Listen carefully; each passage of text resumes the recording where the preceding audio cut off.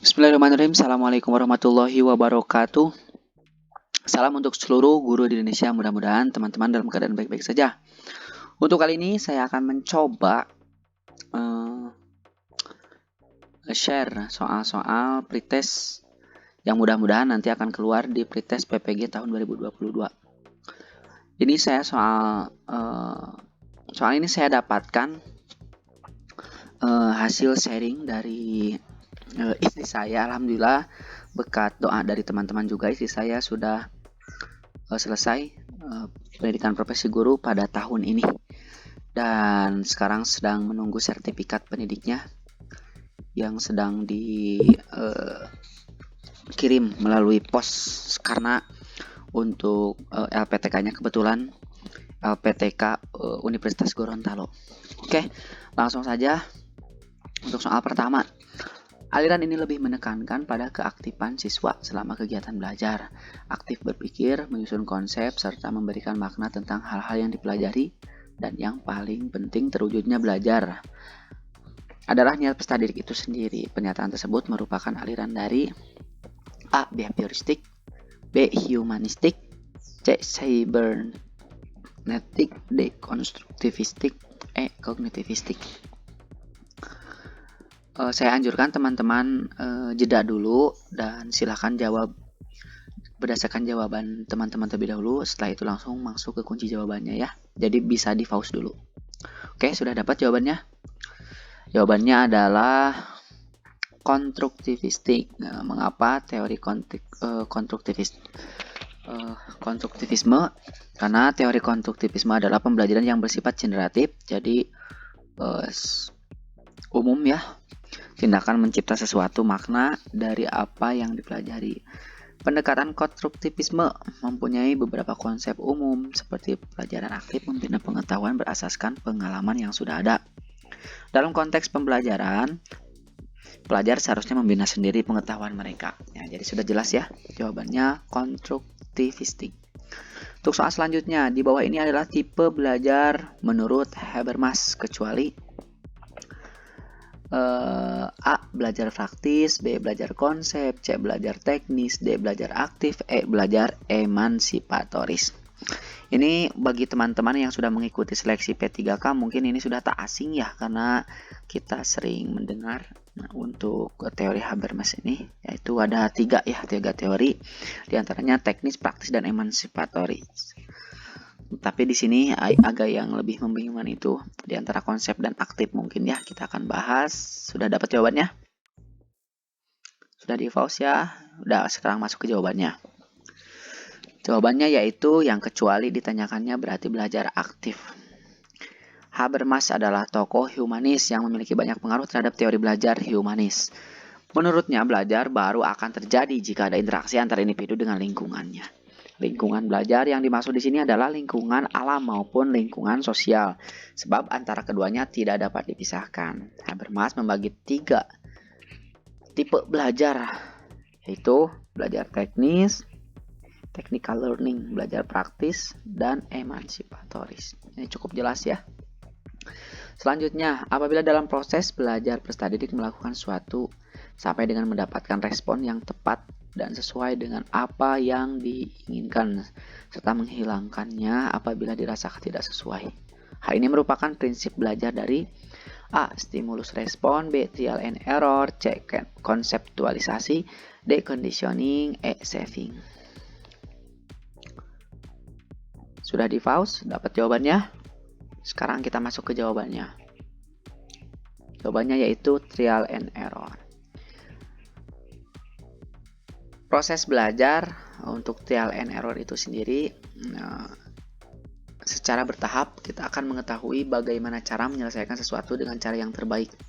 Jadi terus mencoba mengulangi kesalahan yang pernah dilakukan sampai dia mendapatkan hal yang baik untuk dia lakukan.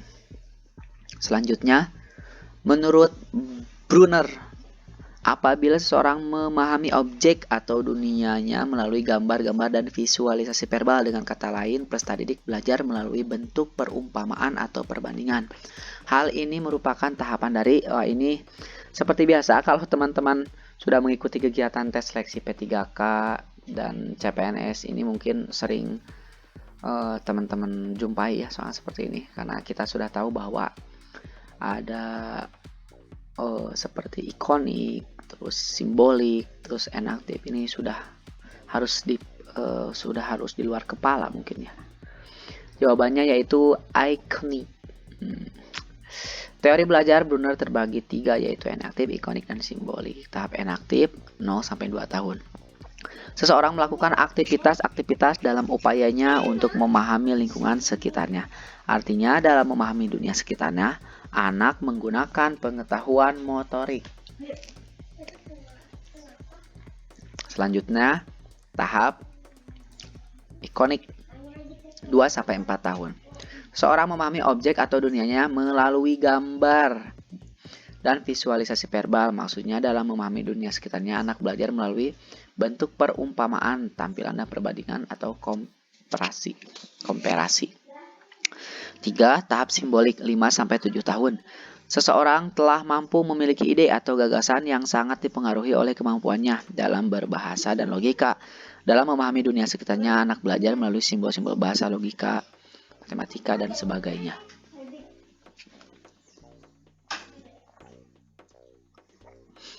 Selanjutnya, seluruh komponen pendidikan memiliki tujuan yang sama, yaitu terbentuknya manusia yang ideal, manusia yang dicita-citakan, yaitu manusia yang mampu mencapai aktualisasi diri.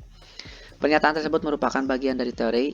Nah, ini teman-teman, berarti intinya memanusiakan manusia ya. Sudah di pause? Yep. Kita lihat kunci jawabannya. Ya, benar. Saya yakin 99,99% di antara teman-teman pasti jawabannya humanistik ya. Teori belajar humanistik yang berkembang dari teori behavioristik. Tokoh dari teori humanistik adalah Karl Rogers and Abraham Maslow. Definisi dari teori humanis merupakan metode pembelajaran yang fokus pada peserta didik guna mengembangkan potensinya. Ingat ya, apabila humanistik itu memanusiakan manusia. Itu aja intinya. Selanjutnya, contoh penerapan teori behavioristik yang dapat dilakukan oleh guru dalam praktik pembelajarannya. A. Menyediakan atau memberikan kegiatan yang merangsang keingintahuan siswa dan membantu mereka mengekspresikan gagasan. B. Memberikan penjelasan pengetahuan baru, memahami tahapan-tahapan pengembangan peserta didik dan menggunakan metode pembelajaran sesuai dengan tahap tersebut. D. Memberikan stimulus kepada peserta didik berupa penataan lingkungan belajar, membimbing siswa dan memperoleh pengetahuan baru. Apa ya jawabannya? Ya, betul. Jawabannya yaitu D. Memberikan stimulus kepada peserta didik berupa penataan lingkungan belajar. Jadi untuk teori penerapan behavioristik itu, hal yang harus diutamakan itu peserta didik diarahkan ke perilaku-perilaku yang bisa kita sesuaikan dengan lingkungan belajar mereka. Ya, jadi diberikan stimulus.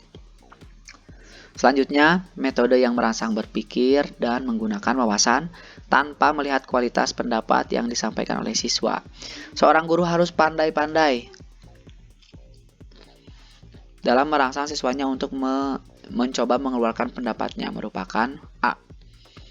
Metode sesama teman, D. Metode pemecahan masalah, C. Metode perancangan, D. Metode bagian. Sudah di pause? Ya, lanjut. Jawabannya yaitu memberikan stimulus.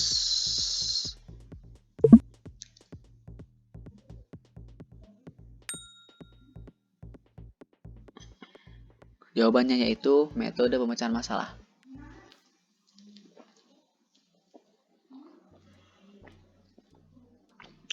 Mengapa metode pemecahan masalah?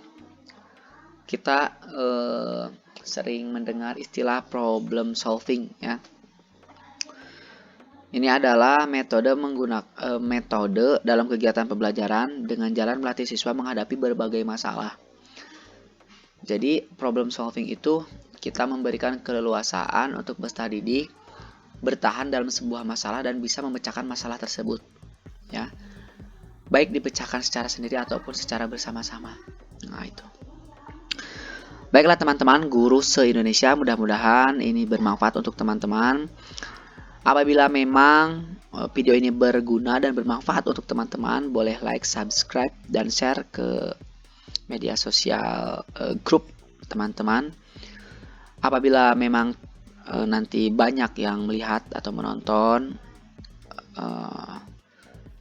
video ini, nanti saya akan terus mencoba mencari beberapa sumber-sumber agar nanti teman-teman bisa menyiapkan pretest PPG itu dengan semaksimal mungkin. Oke teman-teman, apabila ada yang mau berkomentar silahkan. Misalkan mau membahas yang mana boleh. Nanti saya akan coba tanyakan ke teman-teman saya yang sudah mengikuti kegiatan PPG dan sudah lulus, termasuk istri saya. Ya, mudah-mudahan nanti teman-teman yang melihat channel ini dan yang subscribe jangan lupa bisa lulus ya di pretest PPG tahun 2022. Dikarenakan PPG tahun 2022 sudah ada informasi sekitar Februari nanti akan diadakan pretest PPG dalam jabatan. Itu yang bisa saya sampaikan. Terima kasih. Wassalamualaikum warahmatullahi wabarakatuh. See you next time. Bye bye.